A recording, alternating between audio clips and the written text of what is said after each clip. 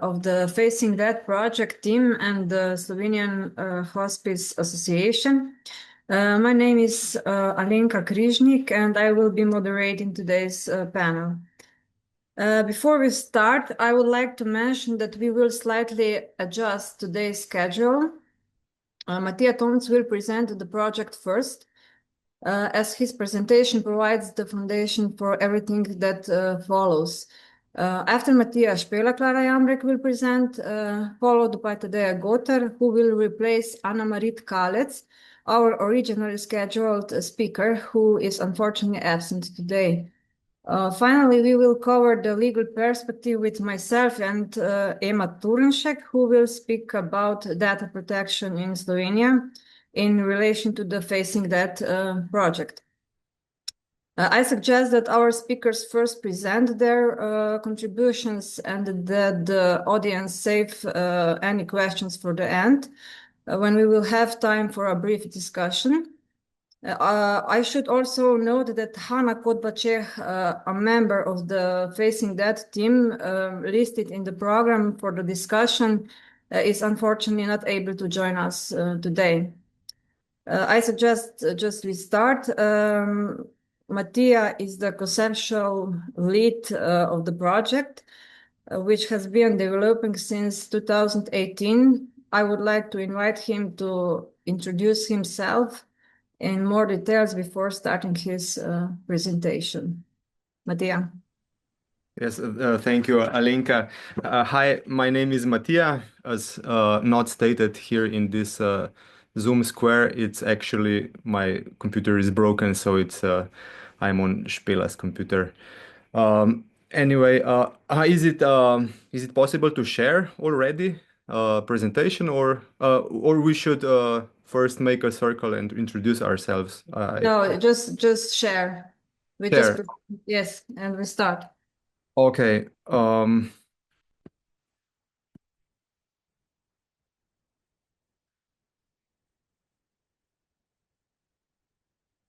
Okay. Do you see the presentation clearly? Okay. Just a second. Okay. Yes. This is Facing That art project. It's like the name suggests. It's a photographic project which explores our society's attitude towards death and dying. The main goal is to photograph terminally ill people before and after death. This project was actually started in 2018. Before that, Špela, which is art director in our project, and I were exploring this subject through fashion. We're both in fashion photography, and when we're exploring post-mortem portrait here in our region, we noticed, for example, in our family album, I found a photo of my great grandmother and also my great grandfather. And then we noticed that this practice somehow vanished from our space. So we began to become more interested in the subject. Why is this so? We telephoned some companies and starting to explore, and we noticed that there was quite a let's say it was like quite a taboo. So it people weren't actually very much open to discuss post-mortem in this case. So we joined Slovenian Hospice Society, which has established itself over the years with many programs, and one of them was detabuization, and we came up with the original final version of this project, which is photographing before and after death in a mirror pose. So in this case, we can explore what is going on in our society. So when it's first thing we noticed, also from we got information from anthropologists, that interestingly, tabuization of that started in 70s in our region, and also, as I understand, in broader European region. In 70s, it was still possible that our deceased family members were lying on their deathbed at home. So people were able to say goodbyes from the deceased person, also relatives and also neighbors. Like in apartment buildings, neighbors were also able to say goodbye. And because of sanitary issues, the authorities say, okay, uh, you can have this practice, continue with this practice as long as you have air conditioning at your home. So otherwise, they provided us with designated areas like in funerary homes when we can still went and see our deceased relatives. But uh, anyway, as this was like solved only sanitary issues, we believe that as a society we forgot our psychological issues, because we somehow took death from our society, from our homes, and put it in institution. So, okay, there were it was more sanitized, but psychologically, somehow it started to death started to move away from our consciousness. It is not the same. For instance, when we watch movies, there are a lot of death, and people easily join the conversation if we talk about it abstractly. But when it comes to our own death, our own relatives, our own uh, uh, change that is happening when we're facing some illness, death, or death of our relatives, then it narrative changes dramatically. Um, anyway, uh, we, as Alenka, I believe, already mentioned, this is interdisciplinary project. We see that in order um, to photograph such a diptych before and after death, we need to do it together as a society. It is not possible here in Slovenia, for instance, to do this because we never know when person will where and when will a person actually die. For instance, maybe you're dying home from cancer, but then you have some additional, I don't know, pulmonary or something issue in the last days or last weeks, and you're stationed in some remote hospital and you die there. And many times it happens that also relatives, you know, you actually you don't have a time or possibility, not always, to say goodbye from the deceased person. This is it happens in Slovenia.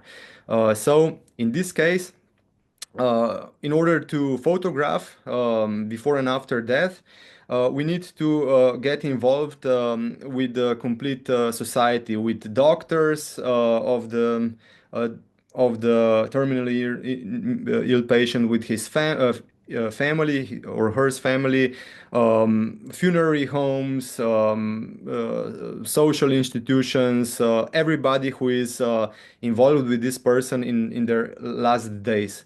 Only this way we're able to finalize this project. So in this case, yes, we have.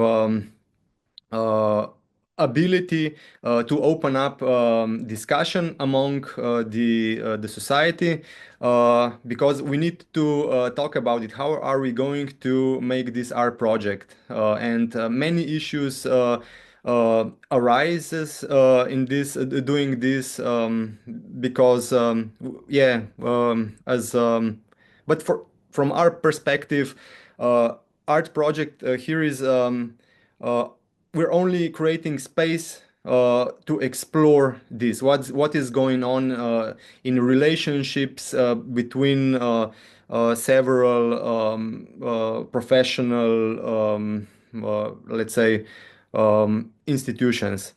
Uh, so in this way, we created. Uh, Means to doing this, we created concentric circles.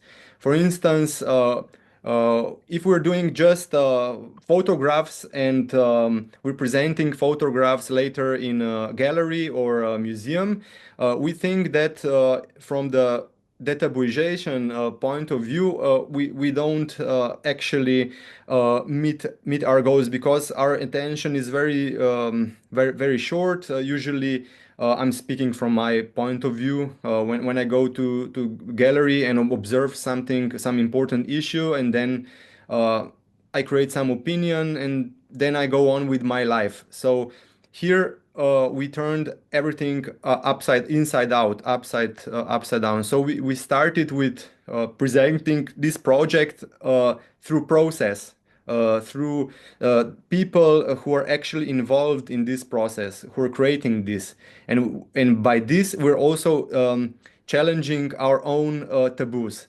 For instance, firstly, we're challenging our own as an artist. We have many taboos, as we've seen. For instance, I have taboos for, I don't know, throat, this, I don't know, stoma. I don't know how it's actual English verb, but some conditions are actually very hard for me to swallow, and to deal with such patient. And some of our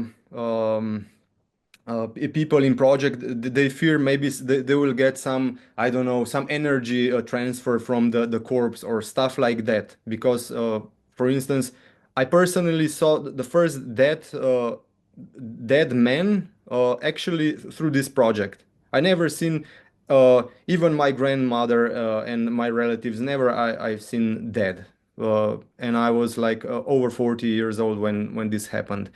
And so this is when we're like this, we're doing the tabuization also from all the personnel, doctors. We see we all have some issues, and or how to create boundaries in such case, or how some institutions are linked, like healthcare or palliative care and hospice care and funerary homes. We see through this project that they are not linked as good as we might we might think.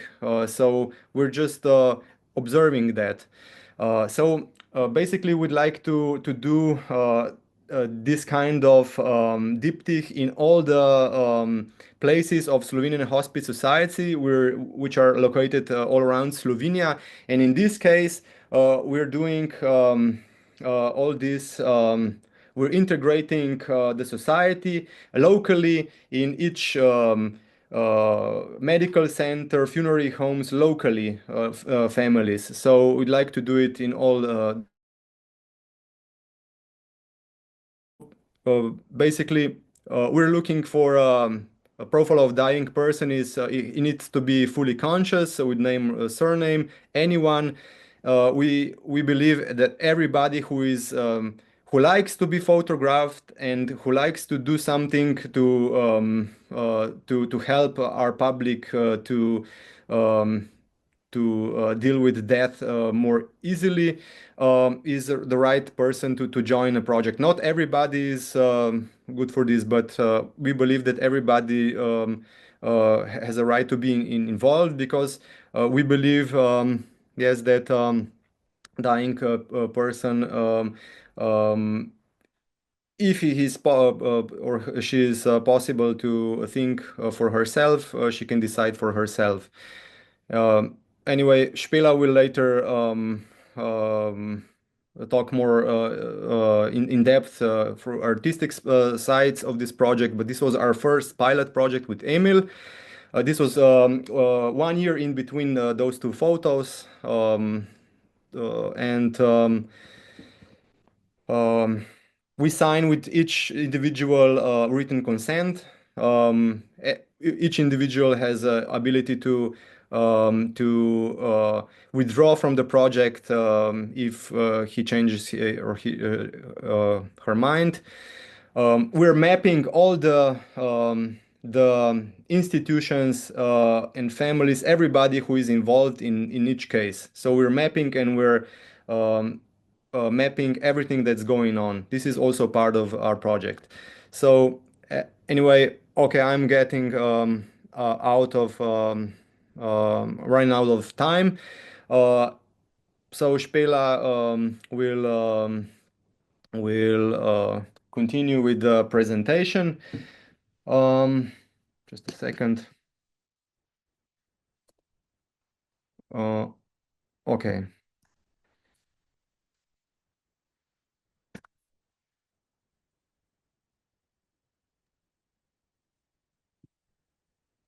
Okay, Spela, please also briefly introduce a few words about yourself.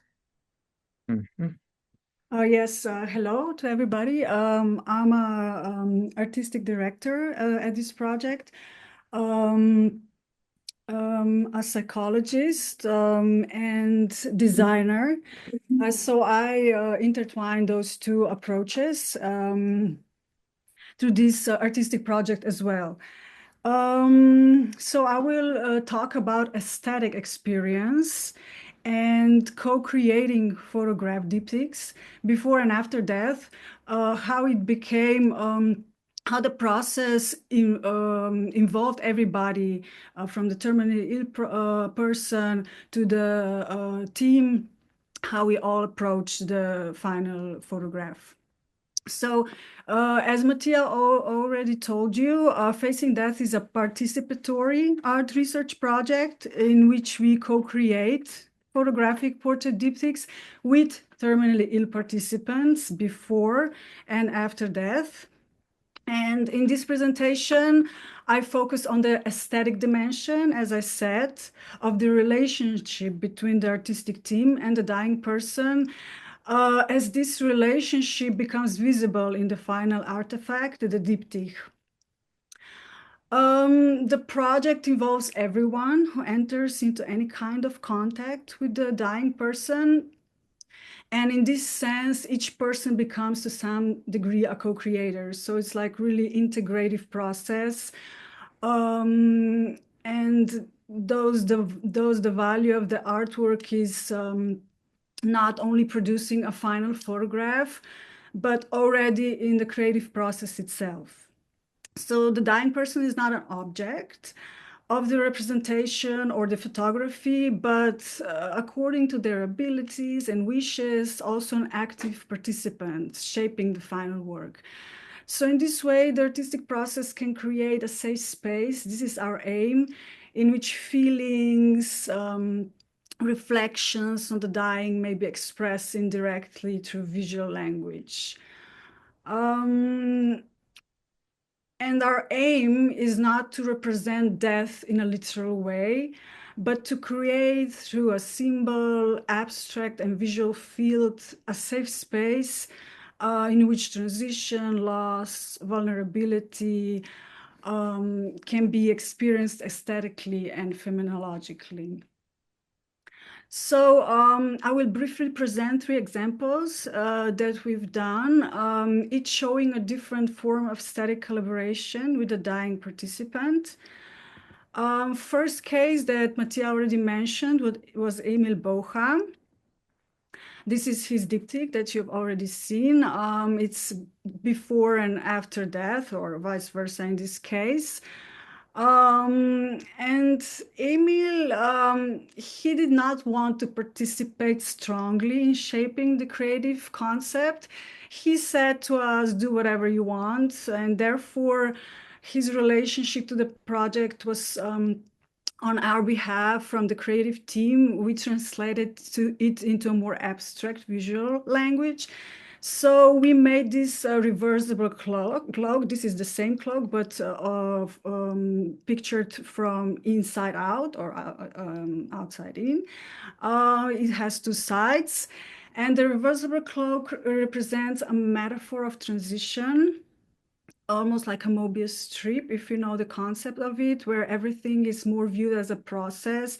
A Mobius strip is a non-orientable surface. You cannot differ inside from the outside, as you can see on the image below. So this is how Emil's diptych is based on the idea that life and death are not two separate ideas, but a process of continuous exchange. So this is our aesthetic view in collaboration somehow with Emil, although he did say do whatever you want. And this is the photo that was a starting point for us.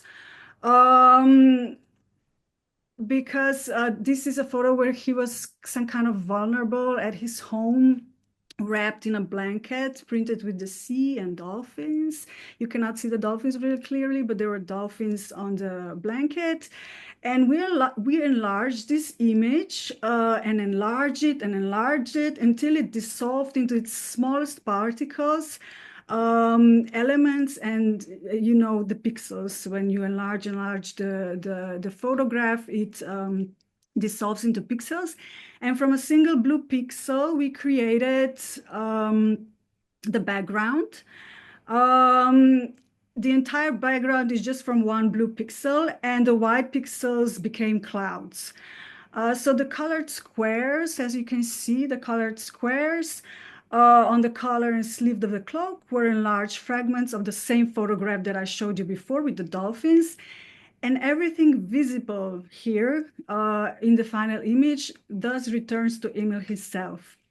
The pixelated structure became for us a symbol of human existence, the disintegration and nothingness on one side, but also the emergence of new forms and levels of life on the other.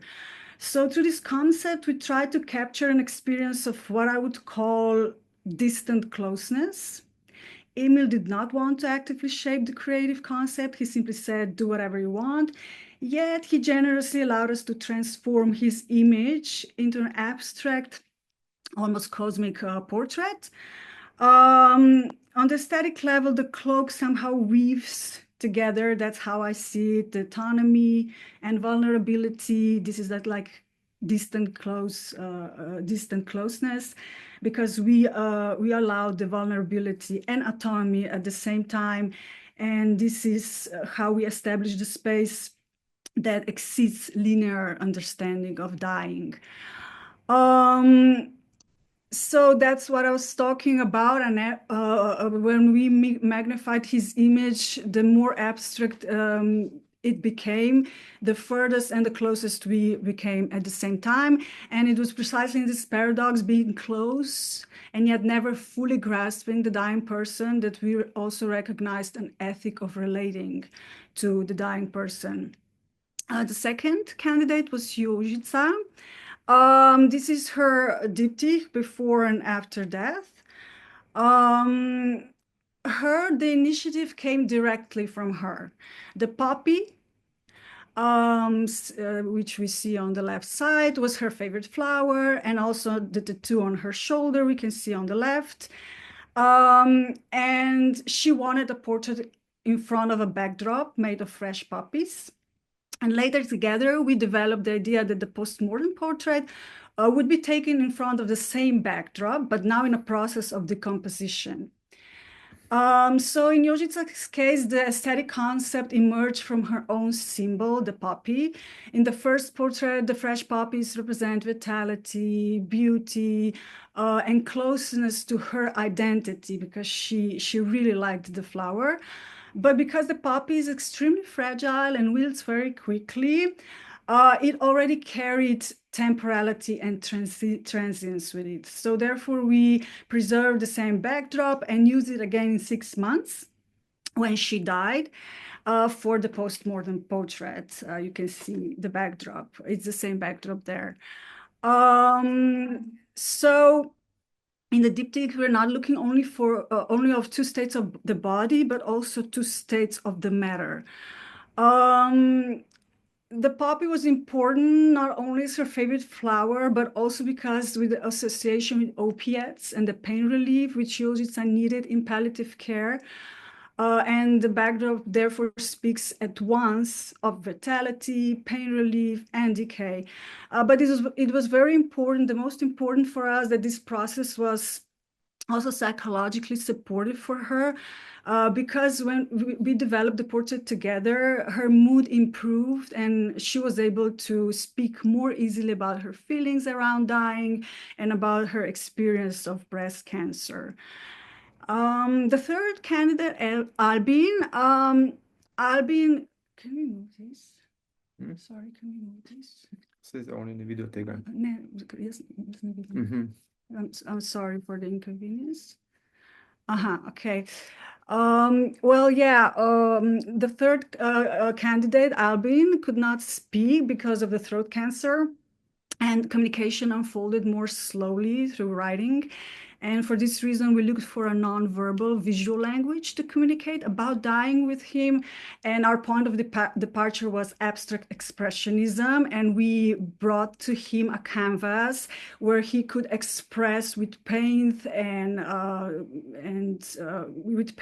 colors how he experiences dying himself. And it became a background for the first photo. And then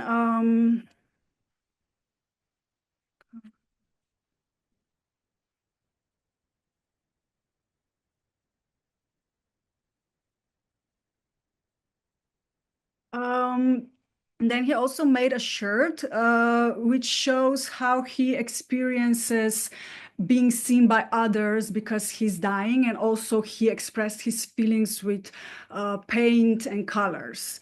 And this one became a part of the postmortem portrait. He was wearing the shirt. And then the crucial gesture here came from him. Instead of using brushes, he wanted to spray paint with syringe. You can see he holds a syringe in his hand because he himself was fed through the nose with a syringe. He could not feel it through the mouth. This gesture came directly from his bodily reality. In this way, the artistic process became an extension of his everyday experience with his illness. And the creative process itself was here almost already the artifact, because the diptych has not yet been developed. It becomes even clearer that the value of the project is not tied only to the final photograph, but is formed already in the moment of shared action. So body that can no longer speak is here inscribed through gesture, trace, and color. In all the cases, we see that the aesthetic experience of the photographs does not arise only in the viewer, but already during the process of co-creation itself. So the visual motives are not decoration, but a way in which the personal story of the dying person takes form. And the diptych before and after that is therefore not merely a document, but a multi-layered artwork that opens a space for dialogue between the dying, their relatives, and palliative care professionals. This is what I prepared, and thank you for your attention. Thank you so much, Spela and Mattia. As I mentioned before, Anna-Marie Tkalec was originally scheduled to speak about the role of the Slovenian Hospice Association in the project, but since she is absent, Tadeja Gotter will take this role. Tadeja collaborates with the Slovenian Hospice Association as an external contributor on project. Tadeja, please go ahead. Yeah, thank you, and hello, everyone. Avid, do you see the presentation? Yes, we see. Yeah, okay. Okay, so as Alinka already, no, she did not mention, but today I'm going to present to you or share with you some reflections on the role of Slovenian Hospice Association in the Facing Death project. Just to begin with, so Slovenian Hospice Association is an NGO that has been working in Slovenia for more than 30 years in the field of in the field of providing comprehensive hospice care to the terminally ill, as well as providing support to their families and also to the bereaved. And as you can see here on the presentation, one of the association's key programs is also the destigmatization of death program, which focuses on destigmatization of death. And through this program, we aim to encourage a more open social dialogue about death, dying, grief, and consequently also about hospice and palliative care. And the Facing Death project was developed within the framework of this program. Our involvement in the project further highlighted the broader context of supporting people at end of life and also supporting their families. So for today's presentation, I will briefly highlight three key aspects that are particularly important in the context of Facing Death project. And the first aspect concerns the importance of comprehensive hospice care. So I'm not sure I mentioned before, but within the project, our association ensures that all candidates receive appropriate hospice support. And so through the project, we gained deeper insight into the needs of the candidates or patients who were involved in the project, and also we gained some insights into systemic gaps that exist in the field of palliative and hospice care in Slovenia. So in our experience, an individual's readiness or the candidate's readiness to participate in the project is closely related to whether their basic needs are met. And for patients with incurable illnesses, these needs are not only physical, but they're also emotional, psychological, social, and also spiritual. So these needs include from appropriate living conditions to management of physical symptoms, access to care, also stable interpersonal relationships, also social, financial security. And the role of hospice care is therefore to really recognize those needs in a comprehensive way and to help identify also appropriate forms of support for both the patient or the candidate and their family. And this role is particularly important because the period of confronting with an incurable illness is often very demanding for both the patient and his family, because patients are often in the process of accepting their illness, and they're also searching for new meaning, for new hope. And therefore they may find this, if I'm sorry, therefore they may find it very difficult to identify and also to express their needs. At the same time, also family members, if the candidate has family members, they also face their own difficulties. They have their fears and they feel emotional distress. And without such holistic support, the focus in the final stage of life often remains primarily on medical treatment, while other needs, who are also important, remain unaddressed. So to illustrate this a little bit more concretely, within the project, we observed fluctuations in candidates' readiness to participate in the project when some of their needs were systemically overlooked. So in certain situations, this led to expectations that a participation in the project might bring advantages regarding access to care or accommodation. And these situations were then addressed directly, and it was clearly communicated that the project does not provide such privileges.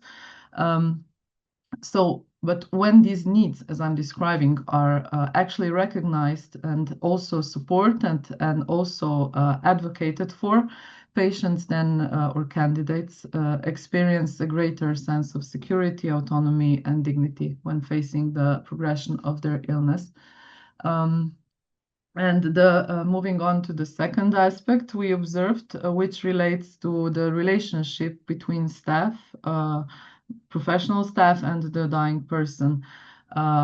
Through the project, we noticed increasing expectations regarding the role of those providing hospice support or support to the dying person. In some cases, these expectations went beyond the usual boundaries of professional relationships and also raised questions of ethical and legal responsibility. For example, some candidates expected constant availability of professional staff, even beyond the usual scope of support, such as outside working hours or in a greater extent of involvement. And in such situations, it was again necessary to address these expectations clearly and also to emphasize that candidates who are participating in the project must be treated in the same way as other users of the hospice programs are, even if this meant that a candidate might decide to withdraw from the project. So in hospice care, the relationship between the patient and those providing support is often very demanding. Is also very personal and I can say it can be emotionally intense because supporting a person at the end of life requires empathy. It requires also being present, and it requires a readiness for genuine human closeness or connection. And therefore, professional staff and also volunteers may experience a tension between two important principles. On one side, a professional closeness, which allows us to understand and to authentically support the patient. And on the other side, it also requires professional distance, which is necessary in order to maintain ethical and professional boundaries. And these situations highlight the importance of clear professional frameworks, appropriate training, and different forms of support for professionals and also volunteers who work in this field, such as peer consultation and supervision. And our experience, so the experience of the association also shows the importance of continuous professional and also personal development for those providing this kind of support. Why personal development? Because supporting people at the end of life often also raise deeper, also personal questions and such also different feelings, such as feelings of responsibility or doubts about whether we have done enough about the patient or the candidate. And I think more about this will later be presented by Alenka. So moving on to the final aspect, which concerns the importance of multidisciplinary approach or collaboration. Through the project, we also observed increasing expectations regarding a broader scope of rights within healthcare and social care systems. And these expectations often reveal some structural gaps within existing support networks. our experience shows that high-quality support for patients at the end of life depends greatly on good cooperation and coordination between different services. Among the most important elements are effective collaboration between healthcare and social care services, as well as the accessibility of different forms of support for patients and their families. Although full coordination between different systems is not always easy to achieve in practice, it is important to recognize that each service can contribute to more comprehensive care through a willingness to cooperate. We therefore strongly support a multidisciplinary approach, and we know that such collaboration can significantly help to reduce gaps between different fields and services involved in end-of-life care.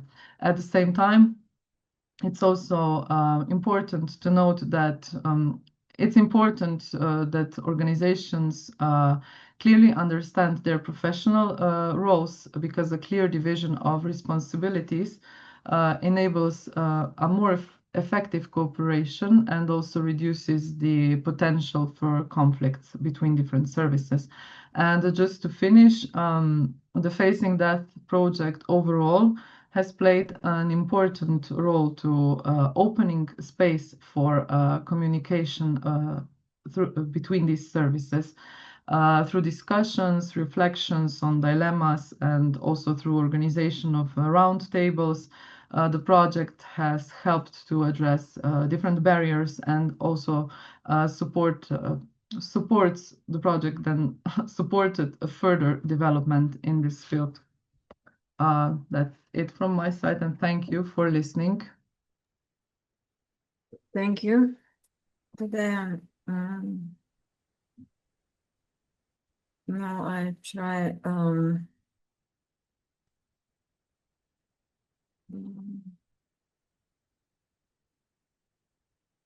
you see?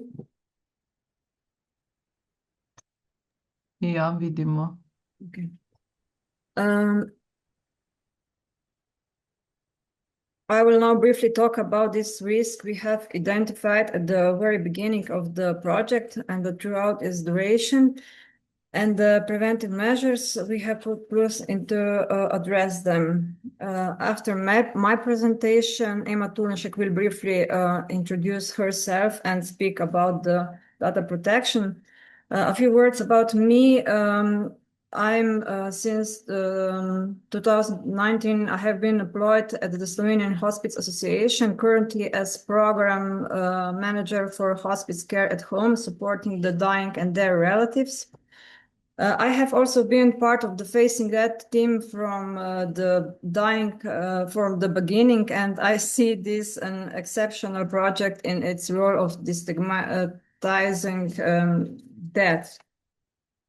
When Matija and Špela first approached the Slovenian Hospice Association with the idea of photographing people before and after death, the question of protecting vulnerable groups immediately arose. We also considered the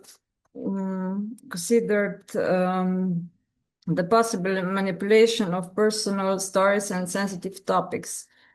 As an organization that is open to new and diverse ideas, we asked ourselves how we could allow such a project while at the same time preventing potential risk and preserving the good reputation of the society. And therefore, our first step was to invite them to complete the initial training for volunteers. During the project, we identified several groups of risk. First, ethical risks, such as the possible exploitation of vulnerable groups, of the manipulation of personal stories. To address this risk, we focused on building trust through education and training. We clearly separated the roles for volunteer and artistic project leader, organized regular reflections and weekly team meetings, and developed the project through an interdisciplinary approach. the project and its progress, we were also regularly presented within Slovene Hospice Association, creating space for discussion. The second group were social risks, such as a possible negative public reaction or even rejection of the Slovenian Hospice Association by clients because of the project. To address this, we introduced the project to the wider public through events such as Hospice Cafe discussion on the roundtables, while keeping the promotion of the project subtle and respectful. Another important group were artistic risk, potential tension between artistic freedom and social norms, since that is still a taboo topic in many society. There was also the question of how to balance artistic expression with the protection of participants, as well as the emotional burden on both participants and artists. We address this risk primarily through open communication and by clearly separating roles. For example, the role of the artists,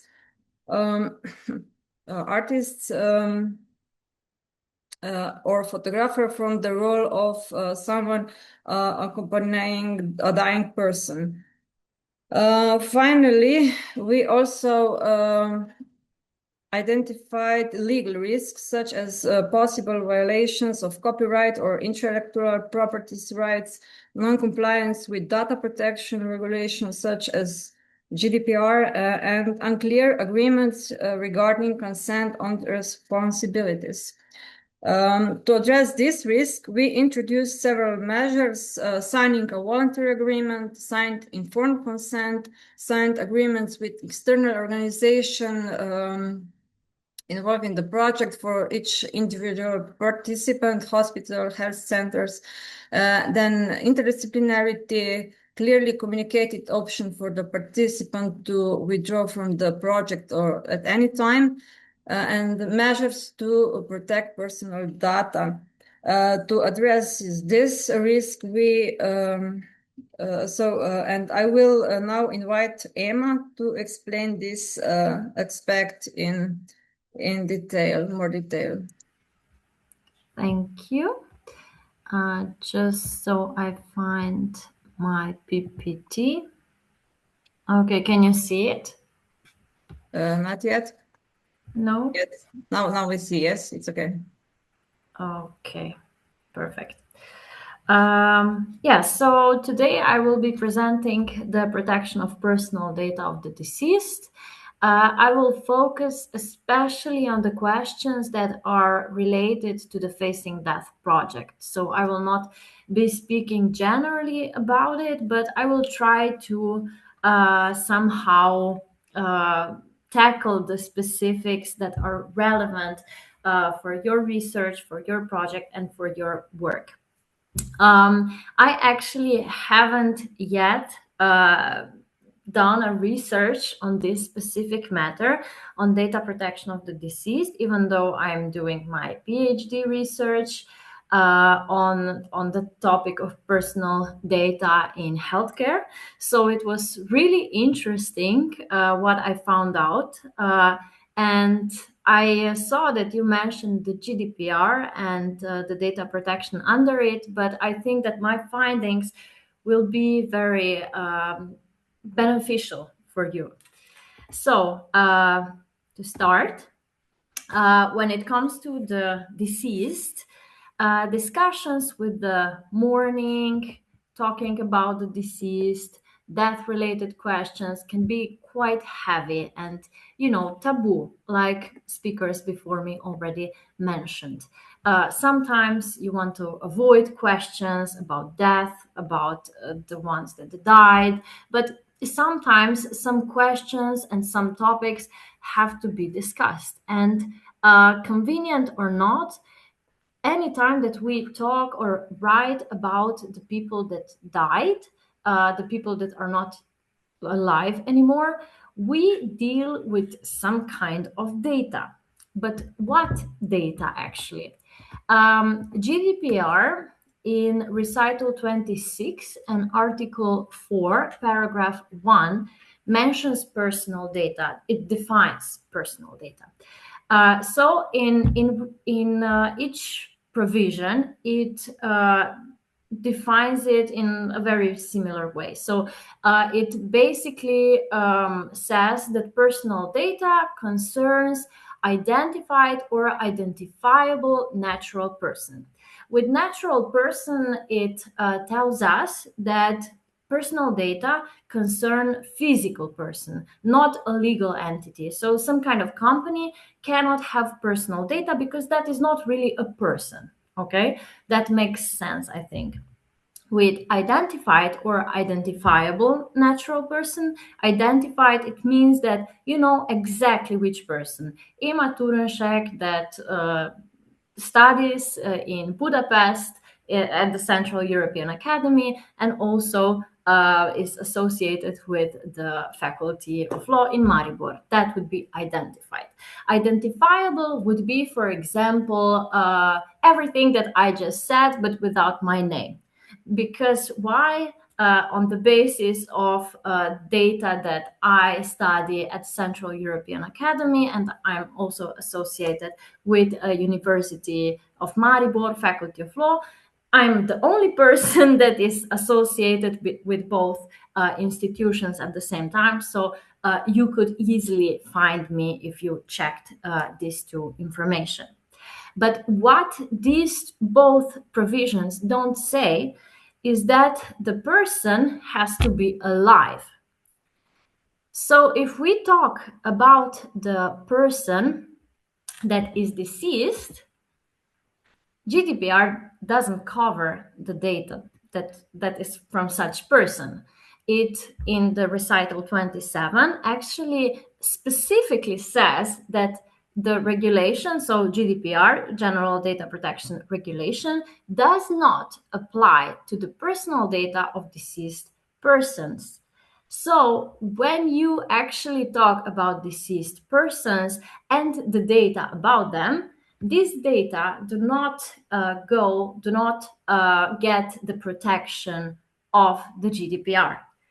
That might be interesting, but in the second sentence, the GDPR, or let's say the EU, gives the torch or sends the ball to the member states.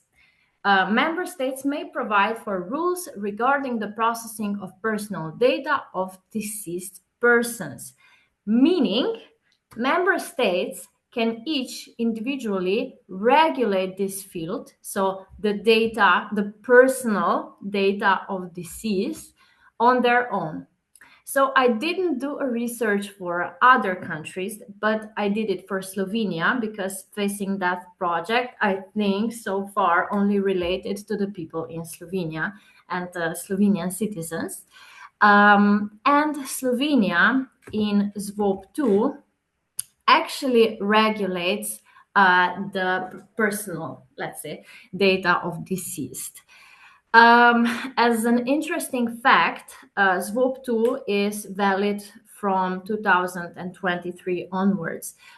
Before we had ZVOP, and that legal act did not regulate data of the deceased. But ZVOP 2 that we have now, that is valid and that is in accordance with the GDPR, this one does regulate it in the Article 9 under the special protection of personal data of deceased individuals. Now I will tackle the paragraphs that are relevant for the matter of this project. So the first paragraph of Article 9 says that the personal data of deceased individuals shall be processed in accordance with the law. Which law? Well, it doesn't say which law specifically, but with that, it gives the space for any law basically that gives the basis for the processing of personal data. Just to make it clear, in Slovenia, all the specific laws, lex specialis, we say, actually, when it comes to data protection, turn to the general law on the protection of personal data. So we don't have specific laws, but we have this SWOP 2 that regulates data of the deceased.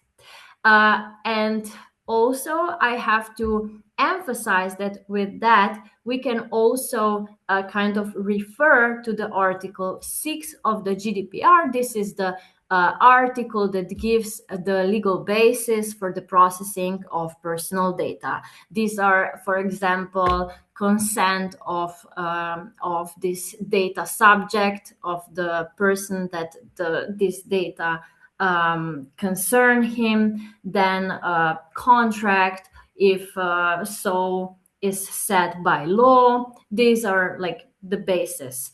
But the paragraph 5 deals with the purposes of the processing.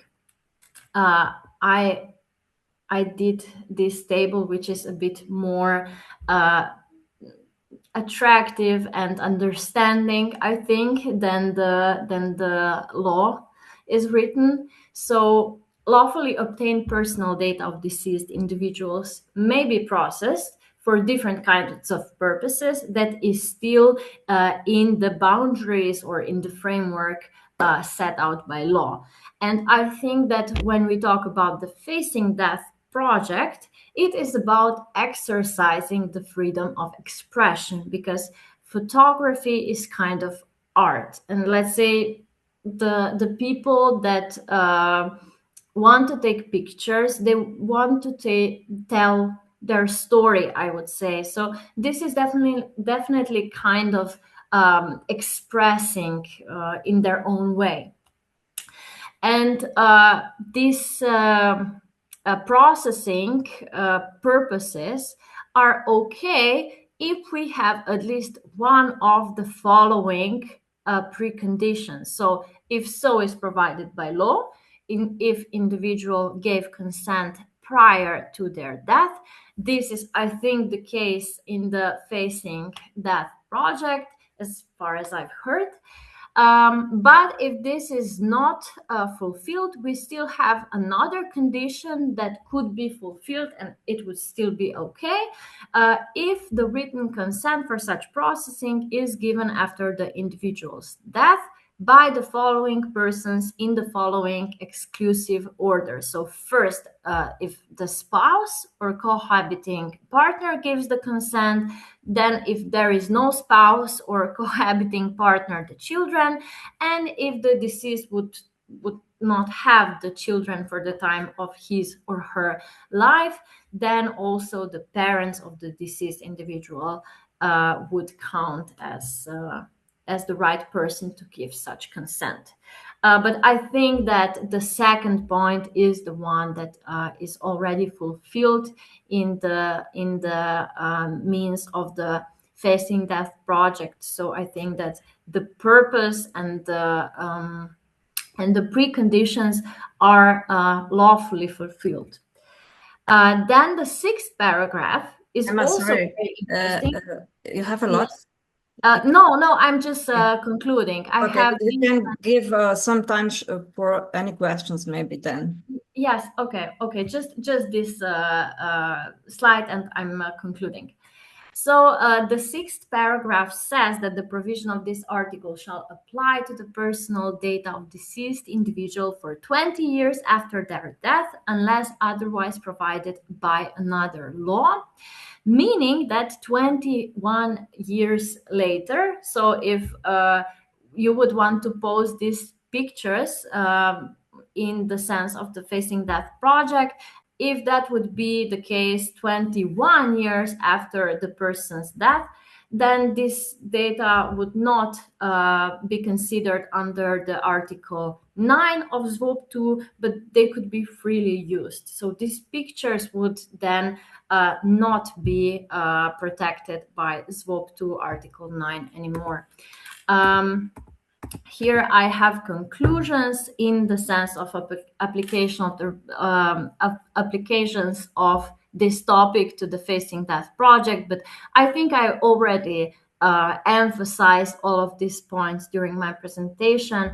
And to not take more of your time, I will conclude, and I will be happy to answer any of your questions if you have any during the discussion. Thank you. Thank you so much. Now I can invite you if anybody have Okay, sorry. any question. It's okay. Okay. Any question?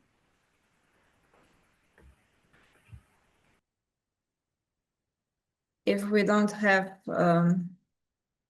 questions, then thank you everybody and have a nice day.